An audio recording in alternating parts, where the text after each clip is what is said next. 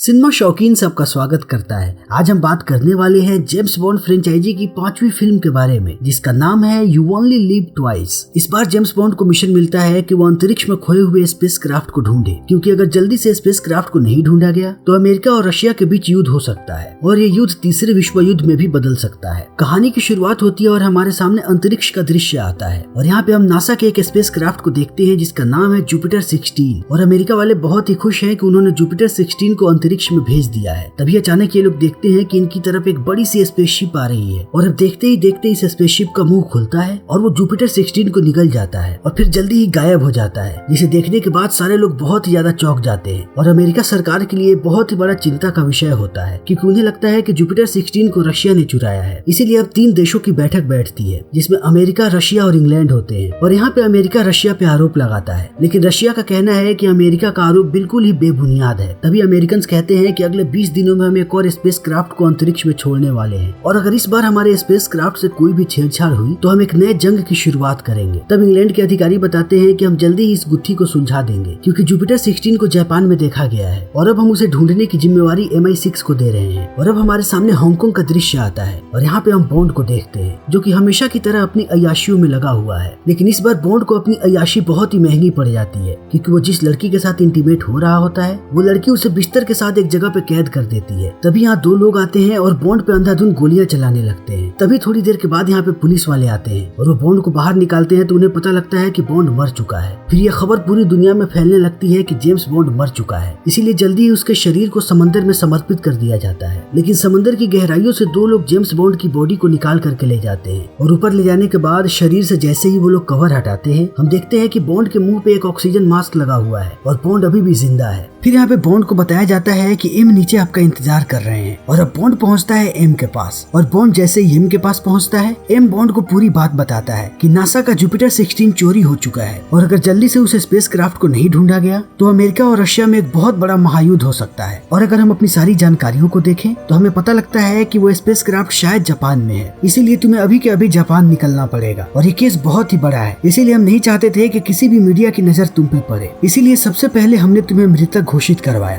ताकि तुम मीडिया से दूर हो जाओ और तुम्हें कोई भी पहचान ना सके। और ये सारी बात बताने के बाद एम बॉन्ड को बताता है कि उसे जापान में कहाँ जाना है और किससे मिलना है और बॉन्ड जापान के लिए निकल पड़ता है। फिर जापान पहुंचते ही बॉन्ड बहुत सारे लोगों से मिलता है और वो एम के बताए हुए लोगों को ढूंढने लगता है और इसी बीच बॉन्ड की मुलाकात कुछ लोगों से होती है जो उसे एक सुमो रेसलिंग मैच में भेजते हैं और कहते हैं कि आपको जिसकी तलाश है वो आपको यहीं पे मिलेगा। और अब बॉन्ड इस रेसलिंग मैच को देखने लगता है। तभी बॉन्ड के पास आकर के एक लड़की बैठती है और इस लड़की का नाम है अकी और जैसे ही ये लड़की बॉन्ड के पास आती है, बॉन्ड उसे अपना कोड बताता है और वो लड़की समझ जाती है कि यही जेम्स बॉन्ड है। फिर वो बॉन्ड को यहाँ से लेकर के जाने लगती है और अब अकी बॉन्ड को लेकर के जाती है डीको हेंडरसन के पास। हेंडरसन भी MI6 का एजेंट है और एम ने बॉन्ड को हेंडरसन से ही मिलने के लिए कहा था, इसीलिए अब बॉन्ड की तलाश खत्म हुई। और अब यहाँ पे हेंडरसन बॉन्ड को सारी बातें बताने लगता है कि अगर जापान में किसी ने स्पेस क्राफ्ट को चुराया है तो उस चीज के बारे में सिर्फ एक ही आदमी को खबर हो सकती है और वो आदमी है टाइगर टनाका। और टनाका जापानीज सीक्रेट सर्विस का मेंबर है और सारी जानकारियों को देखने के बाद मुझे इस बात का विश्वास है कि वो स्पेस क्राफ्ट जापान में ही है और इस स्पेस क्राफ्ट को जापान में सिर्फ एक ही कंपनी छुपा सकती है। और हेंडरसन यहाँ पे कंपनी के बारे में कुछ बताने ही वाला होता है, तभी वो बिल्कुल शांत हो जाता है और उसका पूरा शरीर एक ही जगह पे रुक जाता है। तब बॉन्ड को कुछ गड़बड़ लगती है और बॉन्ड हेंडरसन के पास जाता है। तभी वो देखता है कि हेंडरसन को किसी ने पीछे से चाकू मार दिया है और अब बॉन्ड उस आदमी के पीछे भागने लगता है जिसने हेंडरसन को चाकू मारा है और थोड़ी देर तक उसका पीछा करने के बाद बॉन्ड उसे पकड़ लेता है, लेकिन वो आदमी बॉन्ड को भी मारने की कोशिश करता है, लेकिन अंत में बॉन्ड उस आदमी को मार देता है। तभी बॉन्ड देखता है कि यहाँ से कुछ दूरी पे एक गाड़ी खड़ी है और बॉन्ड समझ जाता है कि ये आदमी हेंडरसन को मारने के बाद इसी गाड़ी से जाने वाला था, इसीलिए बॉन्ड जल्दी से उस आदमी के कपड़े पहन लेता है और उस गाड़ी के अंदर जाकर के बैठ जाता है। और बॉन्ड ऐसी हरकतें करने लगता है कि ड्राइवर को लगे कि वो घायल है और ड्राइवर इसकी शक्ल बिना देखे इसे यहाँ से लेकर के जाने लगता है। और थोड़ी देर के बाद बॉन्ड पहुंचता है ओसाटो केमिकल्स। फिर वो ड्राइवर बॉन्ड को कंधे पे उठाता है और उसे अंदर लेकर के जाने लगता है क्योंकि उसे लगता है कि ये उसका साथी है जो कि घायल है, लेकिन वो जैसे ही बॉन्ड को अंदर ले जा करके रखता है, बॉन्ड उस पर हमला कर देता है और थोड़ी देर की लड़ाई के बाद बॉन्ड उस ड्राइवर को मार भी देता है। तभी बॉन्ड की नजर पड़ती है एक तिजोरी पे और बॉन्ड अपनी हाईटेक गैजेट्स की मदद से जल्दी उस तिजोरी को खोल देता है और वो देखता है कि उसके अंदर कुछ पेपर्स और बहुत सारे पैसे हैं। तभी यहाँ पे चारों तरफ अलार्म बजने लगता है और इस चीज को देखने के बाद बॉन्ड इन पेपर्स को लेकर के यहाँ से भागने लगता है, लेकिन यहाँ के सारे गार्ड्स बॉन्ड का पीछा करने लगते हैं। लेकिन बॉन्ड जैसे ही भाग करके बाहर निकलता है, वो देखता है कि बाहर अकी खड़ी है अपनी गाड़ी के साथ, इसीलिए वो अकी की गाड़ी में बैठ जाता है और अकी गाड़ी चलाने लगती है। लेकिन बॉन्ड को यहाँ पे अकी पे शक हो जाता है कि इसे कैसे पता चला कि मैं यहाँ पे हूँ। इसीलिए बॉन्ड अब अकी से पूछताछ करने लगता है और बॉन्ड की बातों से अकी डर जाती है और एक जगह पे गाड़ी रोक करके यहाँ से भागने लगती है और बॉन्ड भी उसका पीछा करने लगता है। और थोड़ी देर भागने के बाद अकी एक जगह पे जाके रुक जाती है और यहाँ पे बॉन्ड जैसे ही अकी के पास जाने की कोशिश करता है वैसे ही देखता है कि नीचे के प्लेट्स हट जाते हैं और बॉन्ड नीचे गिरने लगता है। और थोड़ी देर तक फिसलने के बाद बॉन्ड एक खुफिया जगह पे पहुंचता है जो कि पूरा का पूरा अंडरग्राउंड होता है और यहीं पे बॉन्ड अपने सामने एक आदमी को पाता है और अब वो आदमी बॉन्ड को अपने बारे में बताता है। कहता है कि उसका नाम है टाइगर टनाका और इस नाम को सुनते ही बॉन्ड टनाका के पास जाता है और अब टनाका बॉन्ड को वो कोड बताता है और कोड को सुनते ही बॉन्ड समझ जाता है कि वो इस आदमी पर विश्वास कर सकता है। इसीलिए बॉन्ड उन सारे पेपर्स को बाहर निकालता है जिसे उसने ओसाटो से चुराया हुआ है। फिर टनाका के लोग इन पेपर्स की तहकीकात करने लगते हैं और थोड़ी देर के बाद इन्हें इस पेपर में एक फोटो मिलती है और ये फोटो होती है कार्गो शिप निंगपो की और इसी फोटो के नीचे एक माइक्रो डॉट होता है जिसमें एक संदेश लिखा होता है कि जिसने इस तस्वीर को लिया है उसे मार दिया गया है क्योंकि हम लोग किसी किस्म का कोई भी रिस्क नहीं लेना चाहते थे। और अब इन सारी चीजों को देखने के बाद बॉन्ड कहता है कि उसे निंगपो जहाज के बारे में सारी जानकारी चाहिए और उसके साथ साथ ओसाटो केमिकल्स के बारे में भी। और टनाका के लोग तहकीकात में लग जाते हैं। तभी टनाका बॉन्ड को लेकर के जाता है अपने घर पे और बातों ही बातों में बॉन्ड को बताता है कि मुझे जहाँ तक लगता है जुपिटर 16 की चोरी में जापान का कोई हाथ नहीं है बल्कि किसी और देश ने जुपिटर 16 को चुराया है, लेकिन वो जापान से इस स्पेसक्राफ्ट को लॉन्च करना चाहते हैं ताकि उनके देश पे कोई शक ना करे और इस काम में उनकी मदद कर रही है ओसाटो केमिकल्स। इसीलिए बॉन्ड अगले दिन पहुंचता है ओसाटो केमिकल्स और बॉन्ड वहाँ पे अपना गलत नाम बताता है और गलत नाम की मदद से वो ओसाटो से मिलता है। लेकिन बातों ही बातों में ओसाटो को बॉन्ड पे शक होता है, इसीलिए ओसाटो बॉन्ड के पूरे शरीर को स्कैन करता है और उसे पता लग जाता है कि बॉन्ड के पास बंदूक है। इसीलिए वो ओसाटो समझ जाता है कि बॉन्ड उसके लिए खतरा है। फिर ओसाटो अपनी सेक्रेटरी को कॉल करता है जिसका नाम है हेल्गा ब्रांड और वो हेल्गा से कहता है कि अभी कभी बॉन्ड को मार दो। इसीलिए बॉन्ड जैसे ही दरवाजे से बाहर निकलता है उस पे कुछ लोग गोली चलाने लगते हैं। तभी वहाँ पे अकी आ जाती है और वो बॉन्ड को यहाँ से लेकर के भागने लगती है, लेकिन ये सारे लोग उनका पीछा करने लगते हैं और जल्दी ही अकी को समझ में आ जाता है कि ये लोग इनका पीछा नहीं छोड़ेंगे। इसीलिए वो टनाका को कॉल करती है और बताती है कि कुछ लोग उन्हें मारने की कोशिश कर रहे हैं। तभी टनाका एक हेलीकॉप्टर भेजता है और वो हेलीकॉप्टर मैग्नेट की मदद से उन गुंडों की गाड़ी को टो कर लेता है और टो करने के बाद थोड़ी दूर ले जाकर के उनकी गाड़ी को पानी में फेंक देता है। फिर टनाका बॉन्ड को बताता है कि हमें निंगपो जहाज के बारे में पता लग गया है। उस जहाज का मालिक है ओसाटो और अभी वो जहाज टोक्यो में है, लेकिन जल्दी ही वो जहाज शंघाई के लिए निकलने वाला है। और अब इस बात को सुनते ही अकी और बॉन्ड पहुंचते हैं टोक्यो और टोक्यो में एक डॉकयार्ड पे इन्हें निंगपो जहाज मिल भी जाता है। लेकिन यहाँ पे आते ही इन दोनों पे हमला हो जाता है और कुछ लोग इन्हें मारने की कोशिश करने लगते हैं और बॉन्ड अकी को लेकर के भागने लगता है और फिर वो अकी से कहता है कि तुम यहाँ से चली जाओ और टनाका को ये सारी बातें बताओ। फिर अकी यहाँ से निकल जाती है और इसी बीच बॉन्ड उन लोगों से लड़ने लगता है। तभी बॉन्ड को एक आदमी घायल करके बेहोश कर देता है और अब बॉन्ड को लेकर के जाया जाता है हेल्गा के पास और यहाँ पे हमें पता चलता है कि ये सब किया धरा इंस्पेक्टर का है और हेल्गा इंस्पेक्टर नंबर 11 है और ओसाटो भी इंस्पेक्टर के लिए काम करता है। और यहाँ पे हेल्गा बॉन्ड से पूछने लगती है कि वो कौन है और बॉन्ड यहाँ पे एक बार फिर से उसे गलत नाम बताता है, जिस बात से हेल्गा गुस्सा हो जाती है और वो बॉन्ड को मारने की धमकी देती है और फिर वो बॉन्ड के पास आने लगती है और वो बॉन्ड को अपनी बातों में रिझाने लगती है। तभी बॉन्ड कहता है कि वो एक जासूस है और उसे ओसाटो केमिकल का फॉर्मूला चुराना है और अगर एक बार उसने फॉर्मूला चुरा लिया तब वो उसे करोड़ों में बेचेगा। और वो हेल्गा को कहता है कि अगर वो उसका साथ देगी तो वो उसे भी हिस्सा देगा और हेल्गा इस बात के लिए मान जाती है। फिर ये दोनों इंटीमेट होने लगते हैं और अगले दिन हेल्गा बॉन्ड को अपने प्लेन में बैठाती है और उसे लेकर के उस जगह पे जाने लगती है जहाँ उन्हें फॉर्मूला मिलेगा। लेकिन जब ये लोग हवा में होते हैं तभी हेल्गा बॉन्ड के हाथों को एक जगह फंसा देती है और खुद प्लेन से पैराशूट की मदद से नीचे कूद जाती है ताकि बॉन्ड मर जाए। लेकिन बॉन्ड को मारना इतना आसान नहीं।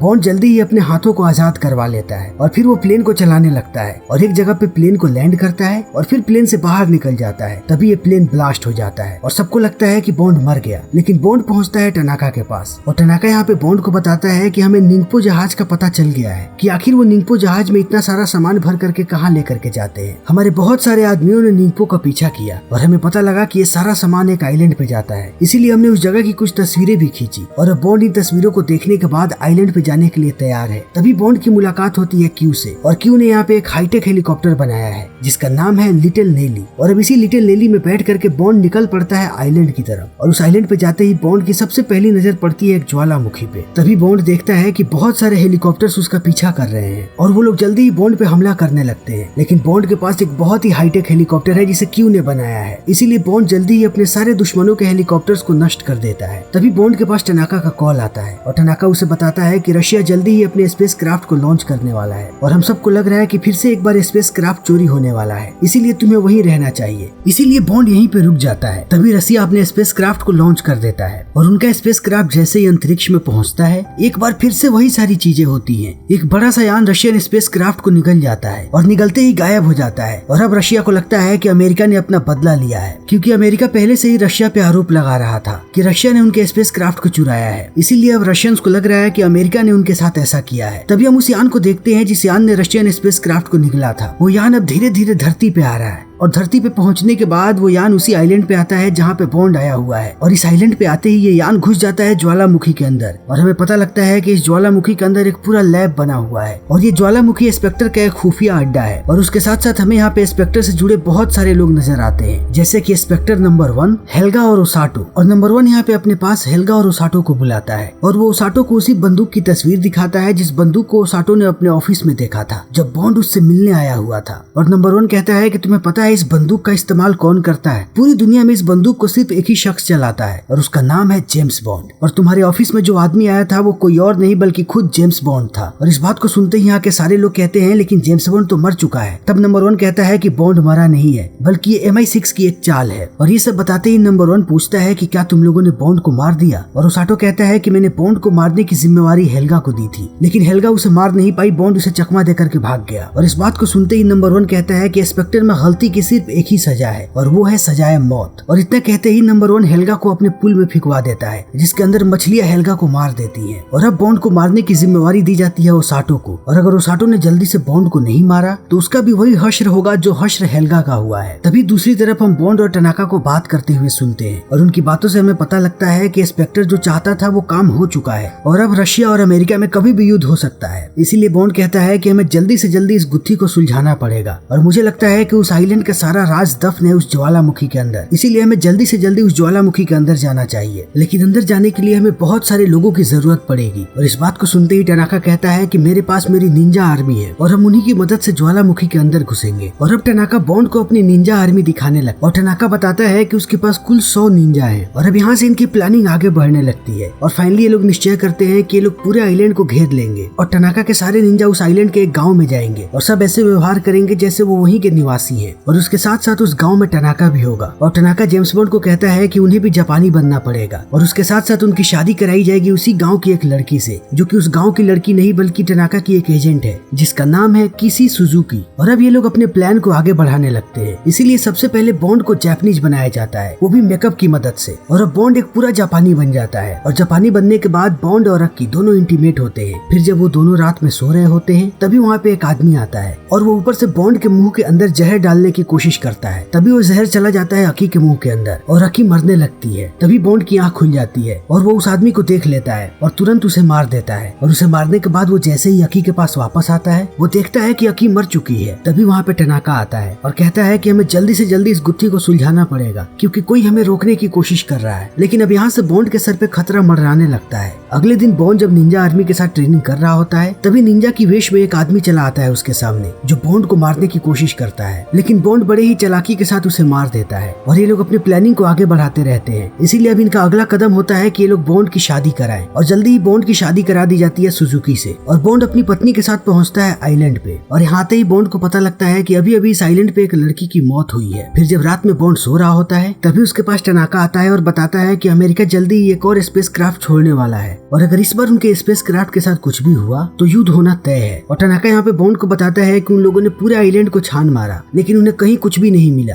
लेकिन अभी तक इन लोगों ने ज्वालामुखी के अंदर नहीं झांका है, इसीलिए अब इनका अगला टारगेट ज्वालामुखी है। तभी इन सारी बातों को सुन करके सुजुकी कहती है कि कल जिस लड़की की मौत हुई वो ज्वालामुखी के पास वाले एक गुफा में गई थी। और बॉन्ड इस बात को सुनते ही सुजुकी को कहता है कि मुझे उस गुफा के पास लेकर के चलो। और सुजुकी जल्दी ही बॉन्ड को उस गुफा के अंदर लेकर के जाती है। लेकिन जैसे ही बॉन्ड उस गुफा के अंदर दाखिल होता है उसे पता लग जाता है कि इस गुफा के अंदर एक जहरीली गैस है, इसीलिए वो सुजुकी को लेकर के इस गुफा से बाहर निकल जाता है। और बाहर आने के बाद कहता है कि अब हमें ज्वालामुखी के पास जाना पड़ेगा और ये लोग ज्वालामुखी के पास जाने लगते हैं। लेकिन उसी बीच जब ये दोनों एक जगह पे रुके होते हैं तभी ये दोनों इंटीमेट होने लगते हैं। इसी बीच बॉन्ड की नजर पड़ती है एक हेलीकॉप्टर पे और वो देखता है कि वो हेलीकॉप्टर ज्वालामुखी के अंदर चला गया। और यहाँ पे बॉन्ड का शक यकीन में बदल जाता है कि इस ज्वालामुखी के अंदर जरूर कुछ है। इसीलिए बॉन्ड अब ज्वालामुखी के अंदर जाने लगता है। इसी बीच अमेरिका अपने स्पेसक्राफ्ट को लॉन्च कर देता है और अब सारे लोग इसी ताक में होते हैं कि अगर इस बार उनके स्पेसक्राफ्ट के साथ कुछ भी हुआ तो वो रशिया के खिलाफ युद्ध छेड़ देंगे। तभी दूसरी तरफ बॉन्ड उस ज्वालामुखी के अंदर दाखिल हो जाता है और वो देखता है कि यहाँ पे जमीन के ऊपर एक मेटल की प्लेट लगी हुई है और ये एक कवर है और इसके नीचे ही शायद ये सारा षड्यंत्र चल रहा है। इसीलिए अब बॉन्ड सुजुकी को कहता है कि जाओ टनाका के पास और उसे पूरी बात बताना और उसे ये भी कहना कि मैं इस ज्वालामुखी के अंदर हूँ। और अब सुजुकी यहाँ से चली जाती है और बॉन्ड एक मास्क पहन के अंदर घुस जाता है। लेकिन बॉन्ड जैसे ही अंदर दाखिल होता है वो देखता है कि एक कमरे में एस्ट्रोनॉट्स को कैद किया गया है और ये अमेरिकन और रशियन एस्ट्रोनॉट्स हैं जिनके स्पेसक्राफ्ट को इन लोगों ने चुराया था। इसीलिए बॉन्ड इन्हें आजाद करवा देता है और अब ये सारे लोग स्पेक्टर के एस्ट्रोनॉट्स को मार देते हैं और उनके कपड़े पहन लेते हैं ताकि अब ये लोग अंतरिक्ष में जा सके, क्योंकि स्पेक्टर फिर से अपने यान को अंतरिक्ष में भेज रहा है ताकि ये लोग फिर से एक बार अमेरिकन स्पेसक्राफ्ट को चुरा सके। लेकिन अब अमेरिकन और रशियन एस्ट्रोनॉट्स जाकर के बैठ जाते हैं स्पेक्टर की यान में। तभी ये लोग बॉन्ड को पकड़ लेते हैं और बॉन्ड को लाया जाता है नंबर 1 के सामने और यहाँ पे हम पहली बार नंबर 1 की शक्ल देखते हैं और उसके साथ साथ हमें इसका नाम भी पता लगता है। इसका नाम है अर्नेस्ट स्टेवरो ब्लोफील्ड और ब्लोफील्ड यहाँ पे बॉन्ड को कहता है कि तुम भी इस तबाही का नजारा देखो और इतना कहते ही नंबर 1 अपने यान को अंतरिक्ष में भेज देता है। तभी हम टनाका के सारे लोगों को देखते हैं जो यहाँ अंदर घुसने की कोशिश कर रहे हैं और अब नंबर 1 कहता है कि जैसे ही हम अमेरिकन स्पेसक्राफ्ट को चुराएंगे उसके बाद हम सारे स्पेसक्राफ्ट को एक साथ नष्ट कर देंगे। तभी टनाका के सारे लोग यहाँ पे अंदर घुसने लगते हैं क्योंकि वो इनके कवच को तोड़ देते हैं और धीरे धीरे वो सारे लोगों को मारने भी लगते हैं, जिससे नंबर 1 डर जाता है और अब वो यहाँ से निकलने की प्लानिंग करने लगता है। तभी अमेरिका को अपने रडार में फिर से एक नया यान दिखाई पड़ता है और अमेरिका को लगता है कि ये रशिया है, इसीलिए अमेरिका अब रशिया पे हमला करने के लिए तैयार हो जाता है। तभी दूसरी तरफ हम नंबर 1 को देखते हैं जो यहाँ से निकल रहा है, लेकिन निकलने से पहले वो ओसाटो को मार देता है और ओसाटो को मारते ही वो बॉन्ड को भी मारने की कोशिश करता है। लेकिन ऐन वक्त पे वहाँ पे टनाका आ जाता है और वो नंबर 1 को गोली चलाने से रोक देता है, जिससे जेम्स बॉन्ड की जान बच जाती है। लेकिन फिर भी नंबर 1 यानी कि ब्लोफील्ड यहाँ से भाग जाता है, इसीलिए अब बॉन्ड जाने लगता है उस यान को रोकने के लिए और जल्दी ही बॉन्ड नंबर 1 के एक आदमी से लड़ता है और उसे मार के उस डिवाइस की चाबी छीन लेता है, जिस डिवाइस से उस यान को अंतरिक्ष में ही ब्लास्ट किया जा सकता है। और यहाँ पे हमें एक और बात पता लगती है कि जिन एस्ट्रोनॉट्स को नंबर 1 ने बंदी बना करके रखा था वो एस्ट्रोनॉट्स इन यान में नहीं बैठे थे, यानी कि वो अंतरिक्ष में नहीं है। इसीलिए बॉन्ड बेझिझक उस यान को अंतरिक्ष में ही बर्बाद कर देता है और अमेरिका रशिया पे हमला करने का मन बदल देती है और एक बार फिर से हर जगह शांति हो जाती है। तभी ब्लोफील्ड अपनी आखिरी चाल चलता है और वो इस पूरे ज्वालामुखी को तबाह करने लगता है और फिर यहाँ पे हर जगह ब्लास्ट होने लगता है और ब्लोफील्ड ऐसा इसलिए करता है ताकि बॉन्ड और उसके सारे साथी यहीं पे मर जाएं। लेकिन बॉन्ड और टनाका अपने सारे साथियों के साथ यहाँ से आसानी से निकल जाते हैं, लेकिन उनके निकलते ही ये पूरा ज्वालामुखी फट जाता है और फिर सारे लोग यहाँ से निकलने लगते हैं। और यहाँ पे हम बॉन्ड और सुजुकी को एक बार फिर से इंटीमेट होते हुए देखते हैं। तभी हमें पता लगता है कि यहाँ पे एम भी पहुंच चुका है अपने सबमरीन के साथ और ये फिल्म यहीं पे खत्म हो जाती है। लेकिन दोस्तों बॉन्ड की कहानी यहीं पे खत्म नहीं होती, बॉन्ड की कहानी ऐसे ही हमारे चैनल पे जारी रहेगी। तो इसी के साथ हमारी आज की ये वीडियो यहीं पे खत्म होती है। उम्मीद है कि आपको हमारी ये वीडियो पसंद आई होगी। अगर आपको हमारी ये वीडियो पसंद आई हो तो इसे लाइक करें, शेयर करें और चैनल को सब्सक्राइब करें। Thank you.